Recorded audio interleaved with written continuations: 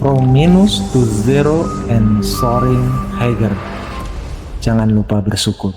Mari kita punya pikiran yang sama. Jangan jadi keledai. Buat saya, jatuh adalah memang suatu roda kehidupan. Orang jatuh karena masalah narkoba atau masalah lainnya. Tak ada gading yang tak retak. Bahasanya saya seorang penyuluh tiba-tiba menjadi seorang kepala di pemerintahan. Apa yang kalian makan dan kalian pakai akan hilang. Halo sahabat famous, welcome to For Minus to Zero and Sharing Hager, podcast yang belajar lebih banyak tentang kehidupan seseorang dari dia belum terkenal sampai terkenal, dan bila dia jatuh pun dia semangat membangkit lagi. Tapi kali ini beliau adalah tokoh yang sangat menginspiratif kita semuanya. Beliau adalah sosok yang sangat luar biasa, kepemimpinannya sudah tidak diragukan lagi. Mari kita sambut bersama Bapak Yudo Iteng, Ketua Pemuda Pancasila Banyumas. Selamat sore, selamat pagi, dan selamat siang khususnya buat para sahabat saya, para saudara saya, serta para teman-teman saya, kader-kader saya yang bisa melihat podcast From Minus Zero. Hari ini saya luar biasa mendapatkan sesuatu tentang apa arti From Minus Zero. Masya Allah, luar biasa. Dari cerita yang saya sudah dengar di luar nih Pak, kita kepengen tahu langsung dari narasumbernya Pak. Biasanya yang dari baca artikel, dari baca buku tentang biografi jenengan, itu kesannya buat pendengar itu kurang. Kalau langsung ngobrol, emosinya dapet, biar podcast ini biar berarti buat orang yang sekarang lagi terpuruk, mungkin masalah kebangkrutan ataupun salah melangkah. Dengan podcast ini, insya Allah bisa menginspirasi mereka untuk bangkit dan untuk menentukan langkah-langkah berikutnya. Oke, terima kasih buat para sahabat semuanya. Mari kita punya pikiran yang sama. Insyaallah. Jangan jadi keledai, jatuh pada tempat yang salah. Luar biasa. Saya pernah jatuh pada tempat yang sama ketika ketika sekolah pada titik nadir. Saya adalah seorang troublemaker. Luar biasa. Di SMA 1 di kuliah. Troublemaker artinya ketika saya dibuka, wah Pak Kiteng naik, wah semua yakin semuanya akan naik. Karena saya adalah troublemaker dan segudang lain tentang sisi jelek saya ketika saya SMA dan kuliah. Buat saya, jatuh adalah memang suatu roda kehidupan kita semuanya. Semua pasti merasakan pernah jatuh, tetapi jatuh itu akan menjadi pengalaman yang berharga buat kita semua, sahabat semuanya. Makanya pesan saya, mari kita jangan jadi keledai, jatuh pada tempat yang sama. Ayo. Luar biasa. Itu pengalamannya Pak Yudo, bahwa kita nggak boleh jatuh di tempat yang sama.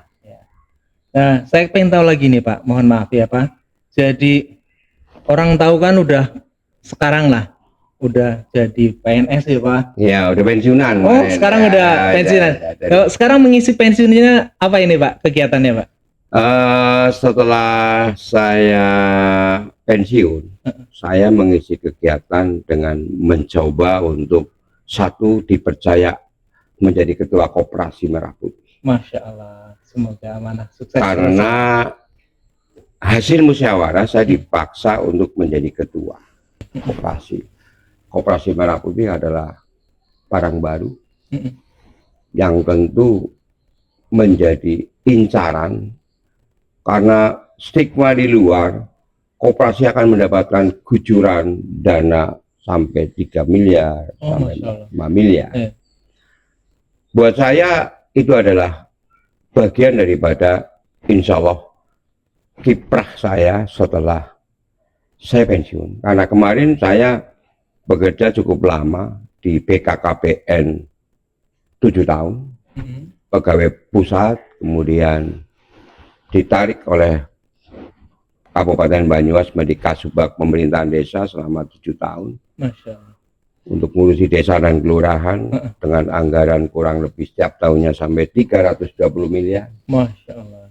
Kemudian saya dipercaya oleh Gubernur Jawa Tengah, ditarik untuk bisa menjadi seorang kepala pajak di Bapenda. Ya. Luar biasa. Kalau dulu mengeluarkan satu hari minimal 1 miliar untuk bantuan-bantuan, kalau sekarang kemarin 15 tahun, saya harus minimal mendapatkan 1 miliar setiap harinya. Setiap harinya? Ya, setiap harinya. 1 miliar setiap harinya untuk mencapai target. Karena targetnya kurang lebih 320 dan 330 miliar. Berarti kalau dihitung ada hari Minggu, satu hari nggak 1 miliar, aku dapat target dan akan menjadi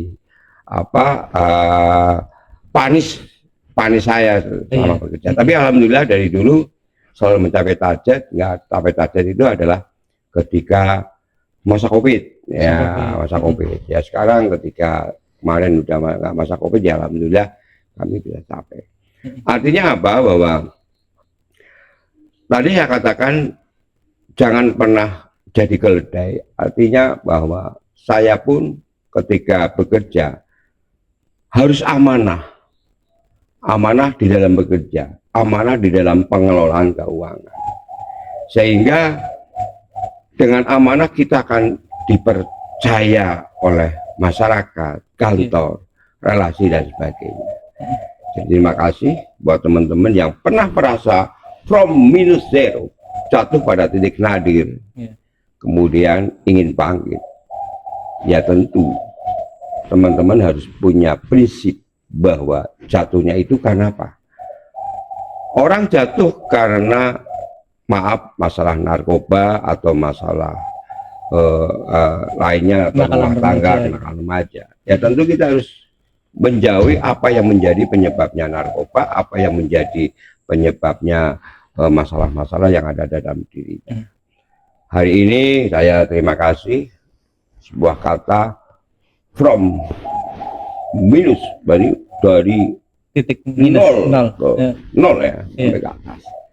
Sehingga saya pernah merasakan bahwa saya dulu adalah troublemaker. Saya juga pernah nggak berpikiran saya lulus SMA, saya bisa diterima menjadi mahasiswa, kemudian bisa sekolah, alhamdulillah dipercaya menjadi ASN.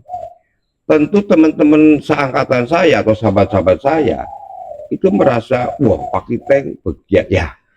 Kata-kata begiat itu menjadi motivasi saya. Tidak setiap orang begia. Begia kan nggak setiap orang. Nah, sehingga begia itu menurut saya amanah yang dititipkan oleh Sang Pencipta, Sang Kolik kepada saya untuk kowe wis begia, uripmu wis dadi PNS. Nah tentu kamu harus memberikan contoh atau amanah, sehingga alhamdulillah saya bisa pensiun di usia 58. Saya tiap hari mengelola uang minimal 1 miliar amanah. Artinya tidak ada masalah sampai pensiun. Begitu teman sahabat semuanya. Alhamdulillah, luar biasa. Ini dari dedikasi beliau itu yang terutama dalam bekerja itu amanah. Amanah ini sangat luar biasa, makanya dia dari pekerjaan dari awal itu dari mana itu Pak? Pertama dari PLKB, penyuluh ya? Iya, penyuluh lapangan PLKB itu? Iya, penyuluh keluarga berencana. Terus naik lagi ya Pak? Iya, ditarik di pemerintahan, kemudian ditarik lagi di Provinsi Jawa Tengah, di Bapenda. Di awal karir Pak Yudo ini, penyuluhan sebagai penyuluh PKB itu, PLKB iya, itu, PLKB ini kan ada rasa minder nggak itu Pak? Ya tentu Enggak ya, saya nggak minder karena menurut saya tidak setiap orang bisa menjadi itu. ASN. Iya. Oh itu dulu udah ASN ya Pak? ASN, jadi ASN tidak setiap orang. Cuma saya berpikir aku lulusan Fakultas Hukum jadi penyuluh KP, memang nggak masalah karena penyuluh KP terdiri dari berbagai disiplin ilmu, ada yang insinyur, ada yang dokter sebagainya. Oh gitu ya. Cuma karir pasti akan mentok ketika saya di penyuluh, artinya di fungsional. Kemudian karena keajaiban atau mungkin takdir saya kemudian ditarik oleh pemerintah provinsi Banyumas karena PLKP atau BKKBN itu merger menjadi pegawai kabupaten. Ditariklah saya oleh sahabat saya, Pak Singgi Wiranto. Pak Sekda menarik saya, ditaruh di pemerintahan, belajar banyak. Kemudian 7 tahun di situ, kemudian saya ditarik lagi di pemerintah Provinsi Jawa Tengah oleh waktu itu Gubernur Bibit Waluyo. Ditempatkan di Bapenda yang ngurusi Samsat. Sesuatu yang tidak ada dalam pikiran saya. Perbedaan pekerjaan ini Pak, maksudnya dari PLKB ke Samsat itu kan jauh ya Pak? Itu adaptasinya gimana Pak? Oh, tentunya dari PLKB ke pemerintahan. Iya, pemerintahan. Iya, ada sesuatu yang sangat-sangat jauh dan sangat-sangat di luar perkiraan saya. Karena PLKB biasa ngurusi ibu-ibu rumah tangga, pembatasan kelahiran, kemudian bagaimana caranya membangun normalisasi keluarga berencana yang sehat, pengaturannya. Pada titik balik, saya ditaruh menjadi Kasubag Pemerintahan Desa dan Kelurahan. Singkon kudu ngurusi desa dan kelurahan sama se-Banyumas. 331, 27 kecamatan dengan anggaran yang sangat luar biasa. Saya yang berpikir bahwa setiap orang itu punya kelebihan dan kekurangan. Tentu kita tim, artinya kekompakan bersatunya saya dan jenengan, saya dan jenengan adalah sebuah tim. Kekurangan itu adalah bergabungnya teman-teman semuanya, bergabungnya sahabat-sahabat saya untuk tujuan yang sama, memberikan apa tupoksimu, apa pekerjaanmu untuk mencapai tujuan bersama. Tak ada gading yang tak retak. Saya bahasanya, saya seorang penyuluh tiba-tiba menjadi seorang kepala di pemerintahan yang di dalam gambaran saya anak buah saya orang-orang penting, orang-orang STPDN. Tetapi saya diberi amanah, diberi SK oleh Bupati untuk mengatur teman-teman, untuk membina teman-teman di bawah saya. Ya tentu saya datangi orang yang paling pintar. Saya sebenarnya nggak ingin duduk di kursi ini, tapi karena saya dapat amanah, dapat SK dari Bupati negara, ya dengan lebih pintar, cuma saya lebih begia. Mari sama-sama untuk kelola pemerintahan desa Kabupaten Banyumas, bantuan jenengan. Saya tak melengkapi jenengan angka itu dari 4 orang, kue 50, kue 30, aku 10% toh karena saya dari 0. Tapi nilai 10% ini sangat menentukan ketika saya diberi amanah, kayak gitu. Jadi angka 100 itu akan jadi pelengkap. Saya mengatakan itu. Karena saya pasti menginginkan bahwa teamwork adalah saling keterbukaan, saling percaya, saling komunikasi. Kalau tidak dari awal sudah punya rasa suudon, rasa tidak percaya, buat apa kita membangun sebuah teamwork? Masya Allah, keren. Ini yang luar biasa, yang mungkin teman di luar itu tidak pernah tahu bahwa Pak seorang Yudo Iteng ini kan garang di luar nih. Ternyata hatinya sangat luar biasa. Hatinya Ubi Mesak. Oh, Ubi Mesak ya. Di posisi kerja yang beliau sebagai tampuk pimpinan pun beliau tetap merendah, merangkul yang di bawah. Betul. Masya Allah. Oh iya, tambahan lagi nih Pak.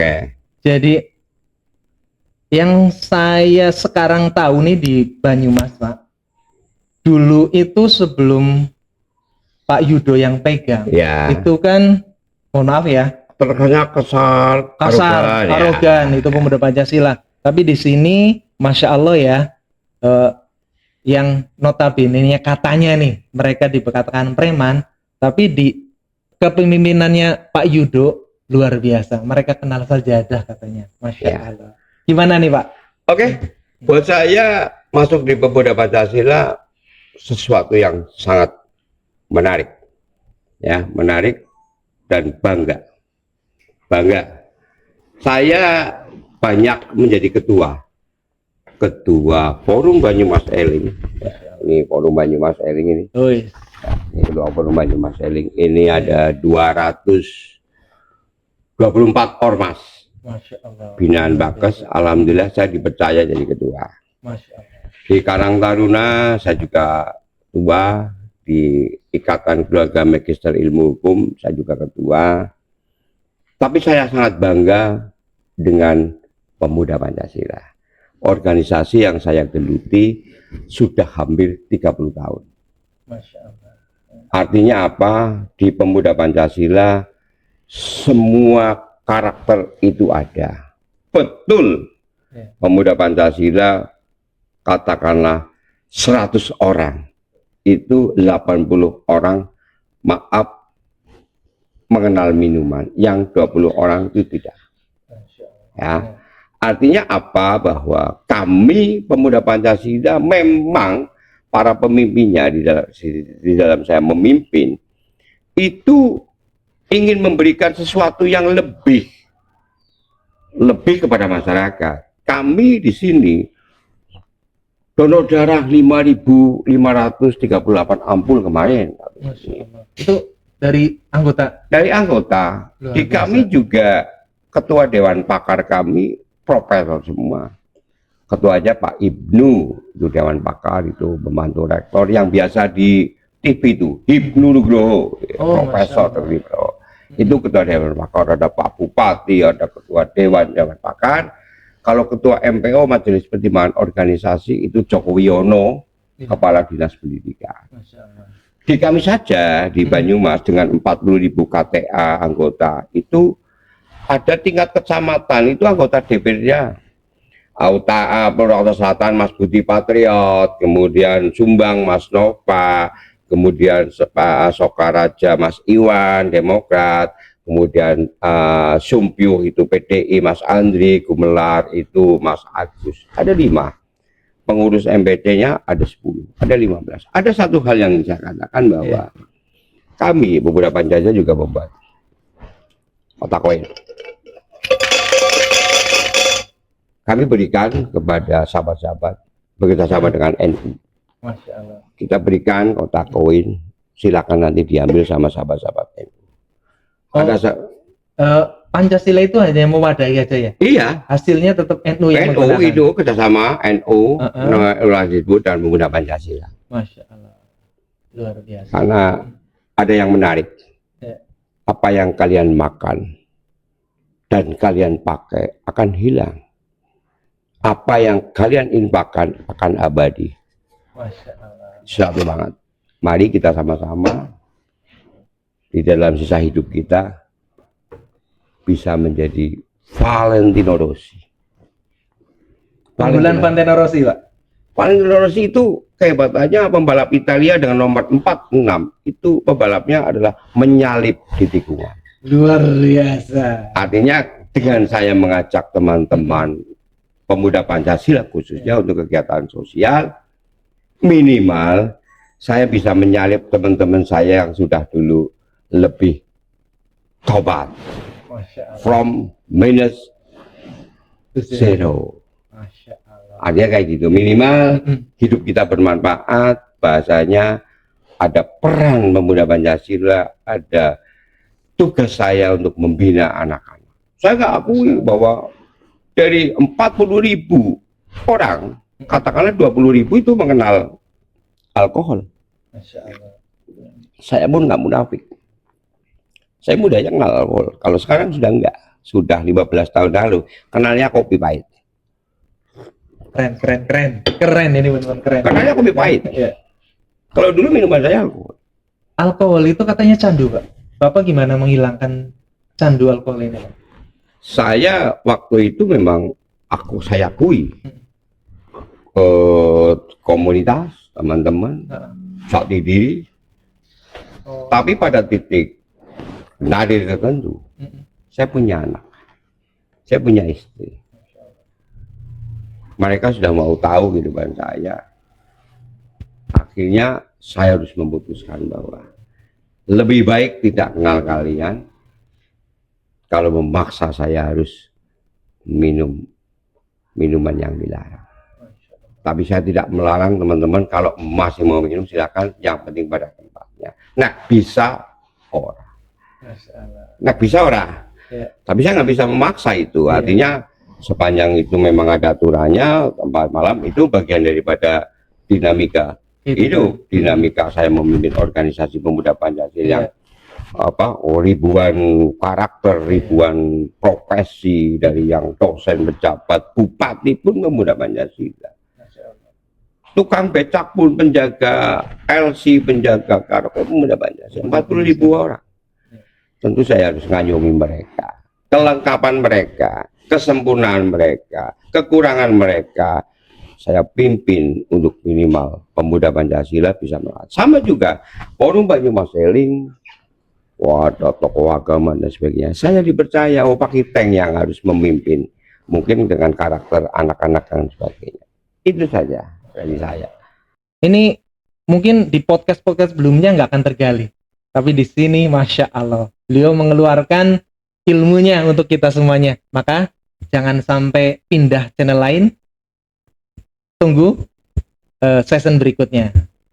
Keadaan kita memang saat ini adalah takdir terbaik kita. Maka jangan pernah sesali apa yang kita miliki hari ini. Takdir terbaikmu adalah hari ini. Hari ini Anda mendengarkan podcast ini adalah takdir terbaikmu. Lewat di beranda kamu, ini bukan disengaja, tapi Allah mudahkan untuk melihat. Amin, amin, amin, amin. Semoga Pak Yuda Itong sehat selalu, amin, diberkahi seluruh keluarganya, amin, dan pemuda Pancasila semakin jaya. Amin.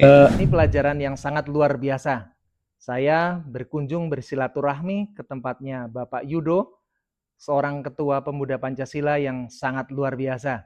Di luar, dia garang luar biasa. Siapa yang nggak ngikut aturan beliau, dia geser.